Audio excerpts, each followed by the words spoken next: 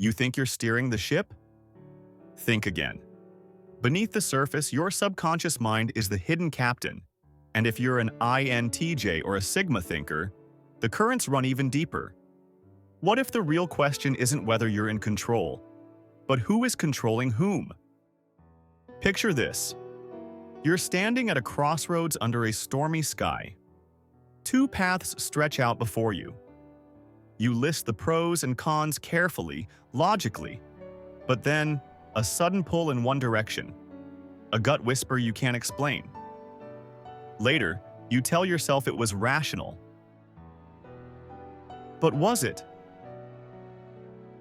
This hidden force is especially potent in INTJs, the mastermind type, and even more pronounced in those embodying the Sigma archetype, fiercely independent, self-guided, and allergic to conformity. But how deep does this rabbit hole go? For the INTJ, Introverted Intuition, or NI, is the dominant function, a powerful, inward-focused perceiving function. It doesn't work like conscious, linear thinking. Instead, NI gathers patterns, symbols, and seemingly disconnected fragments, and integrates them subconsciously over time. By the time an INTJ consciously knows something, the decision has often already been made deep within. This is not mysticism. It's the brain's incredible ability to synthesize vast amounts of information outside of conscious awareness. For INTJs, trusting these intuitive downloads is both their superpower and a hidden vulnerability. Just when you think you've decoded the future, that's when the subconscious plays its most dangerous trick. Let's look at how even the most strategic minds, yes, even INTJs, can be led astray without realizing it. Here's the twist. Even the mighty INTJ mind isn't immune to cognitive biases. Because NI operates subconsciously, it can create vision tunnels, a tendency to latch onto a particular vision of the future while ignoring alternative data points. Biases like confirmation bias, favoring information that fits the existing vision, or overconfidence bias, overestimating one's predictive accuracy, can subtly warp decision-making. The key? Developing critical feedback loops through extroverted thinking, or TE, the INTJ's secondary function, to constantly test intuitive hypotheses against real-world data. Not all INTJs are Sigmas, and not all Sigmas are INTJs.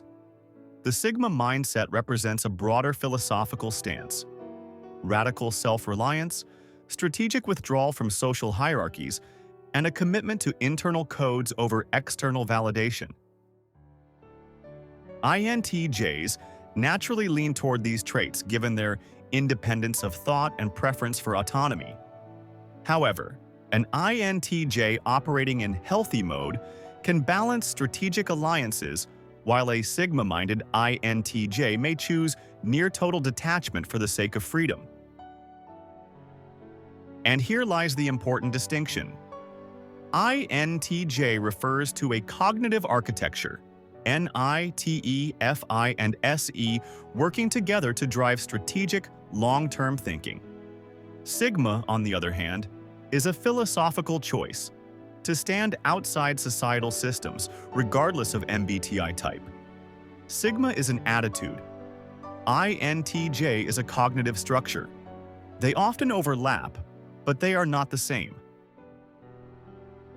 In truth, no one is fully conscious of every decision. For INTJs, the dance between subconscious NI insights and conscious TE validation defines their strategic genius.